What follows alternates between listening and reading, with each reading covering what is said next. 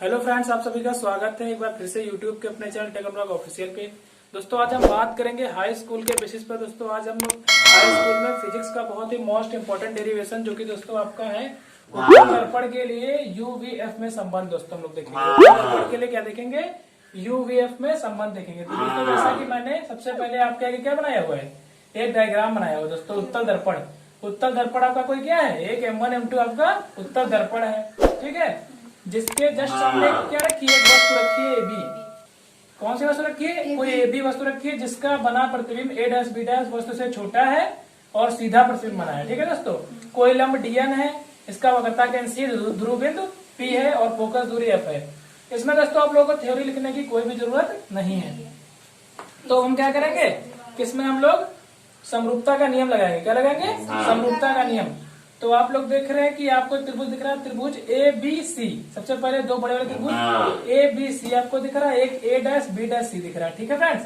तो हम लोग त्रिभुज ABC तथा A', B' में समरूपता का नियम लगाएंगे। क्या लगाएंगे, समरूपता का नियम। तो अभी मैंने बताया था कि समरूपता का नियम क्या होता है आपका, इसका लंब और बटे दूसरे त्रिभुज का लंब। तो AB अपॉन इसका लंब क्या है A', B' और इसका लंब क्या है AB। तो AB अपॉन A', और बराबर बड़े वाले त्रिभुज का आधार है BC और इसका आधार है B', तो BC अपॉन B', ठीक है फ्रेंड्स। तो ये आपका हो गया समीकरण नंबर 1। अब हम लोग दोस्तों देखेंगे दूसरा।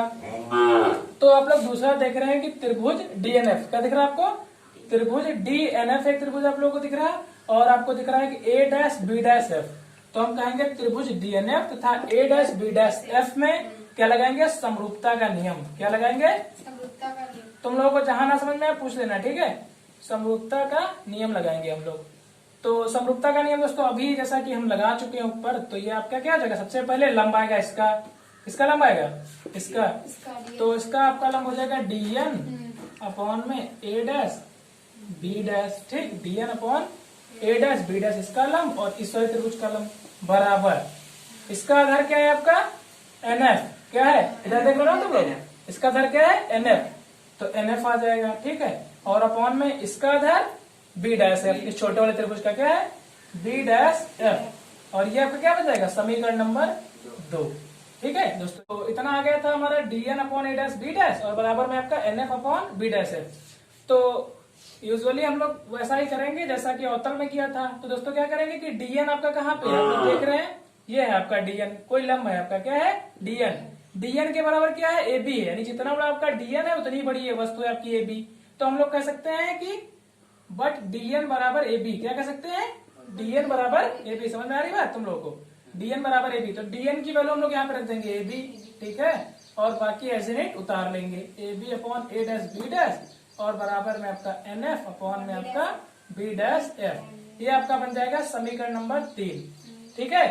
समीकरण नंबर 3 बन जाएगा। तो पहला समीकरण क्या था हमारा, AB अपॉन A', B' बराबर क्या था आपका BC और अपॉन में B', ये था आपका समीकरण नंबर 1, ठीक है। और ये बन गया हमारा समीकरण नंबर 3, नोट किया था। अब हम क्या करेंगे कि समीकरण 1 में आप लोग देख रहे हैं LHS AB upon A', B' और समीकरण 3 में AB अपॉन A', B' बराबर है ना, बिल्कुल बराबर है। तो हम लोग कह सकते हैं कि समीकरण 1 व 3 की क्या करने पर, तुलना करने पर, समीकरण 1 व 3 की तुलना करने पर, समीकरण 1 व 3 की जैसे हम तुलना करेंगे तो ये जो हमारा LHS वाला पक्ष है वो सेम है, समझ रहे बात, LHS वाला सेम है तो हट जाएगा। तो हम लोग कहेंगे यहाँ पे BC आपका और अपॉन में B', ठीक। BC अपॉन B', और बराबर में इसका RHS NF अपॉन में B', ये आपकी आ जाएगी समीकरण नंबर 4, ठीक है दोस्तों, जो कि आज।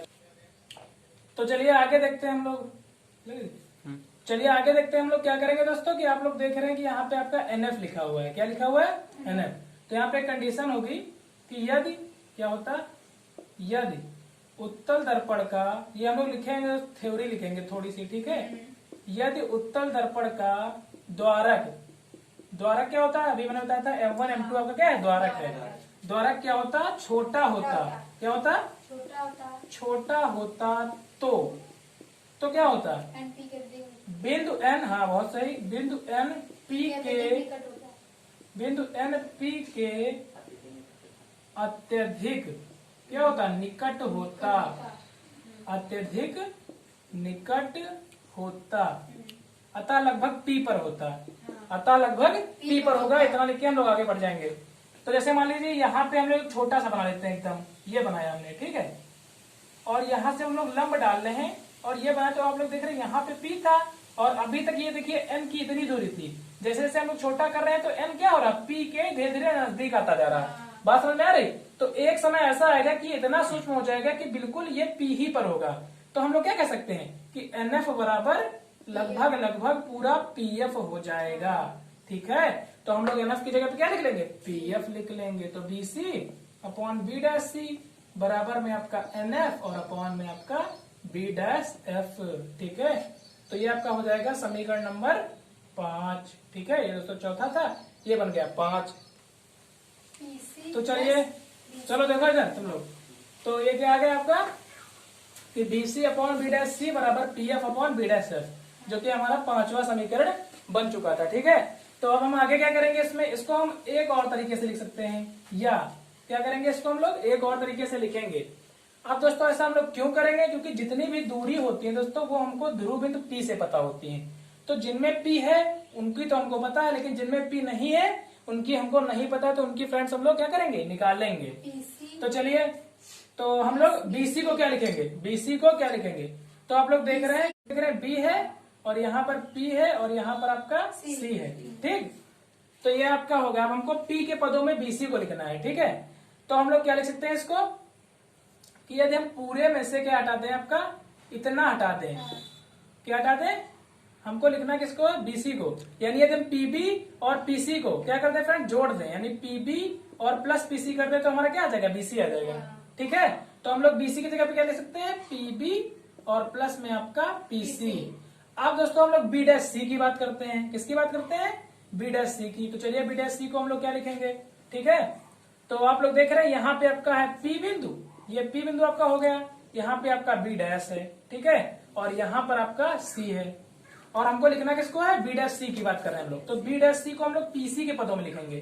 तो हम कह सकते हैं कि पीसी और माइनस पीबी डैश, यानी यदि हम संपूर्ण दूरी से पीबी डैश को हटा ले तो हमारा बी डैश सी ही तो बचेगा।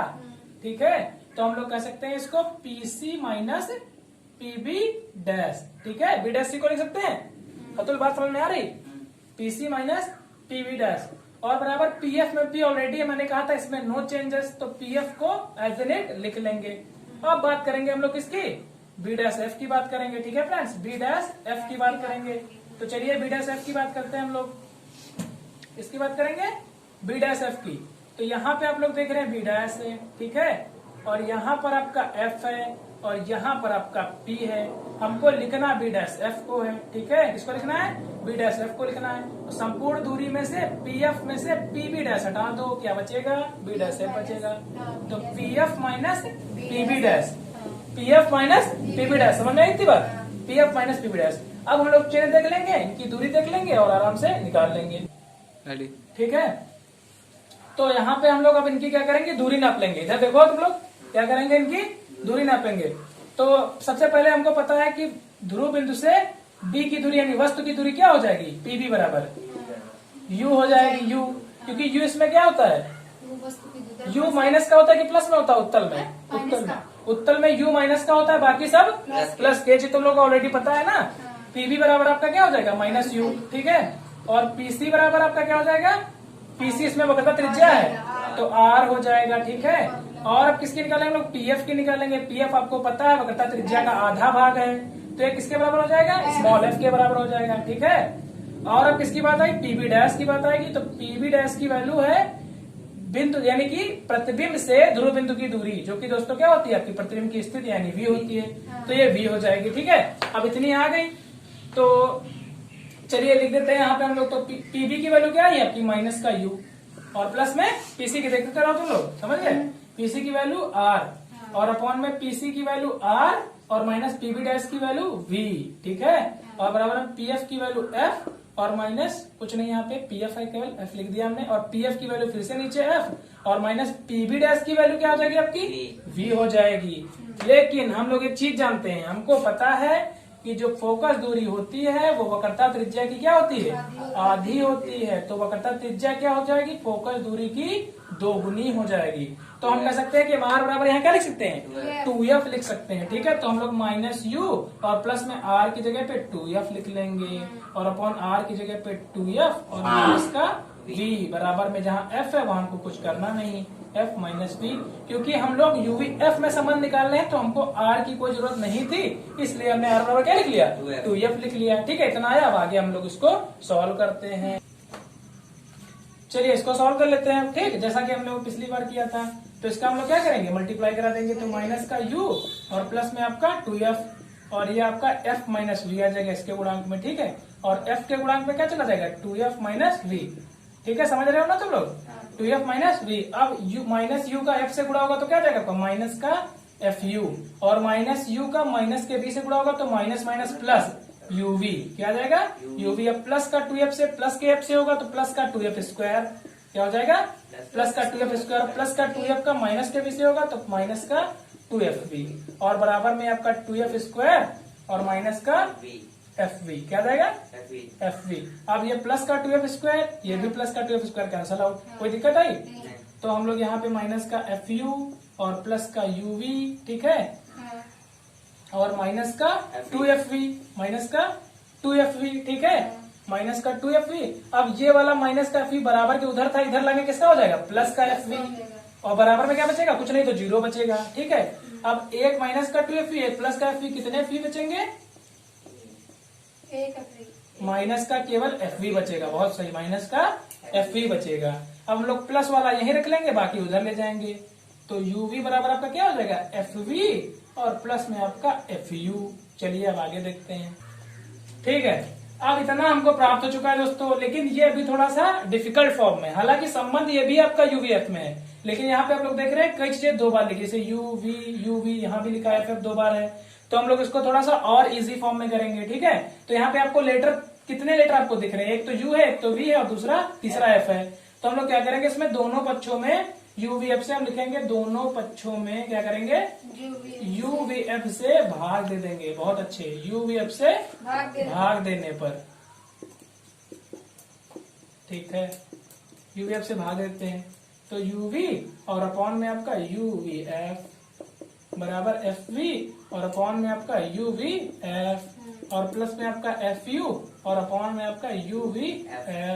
कितना होगा, u से u, v से v कैंसल आउट। ठीक है, fu। ठीक, तो 1 अपॉन f बराबर 1 अपॉन u और प्लस 1 अपॉन v।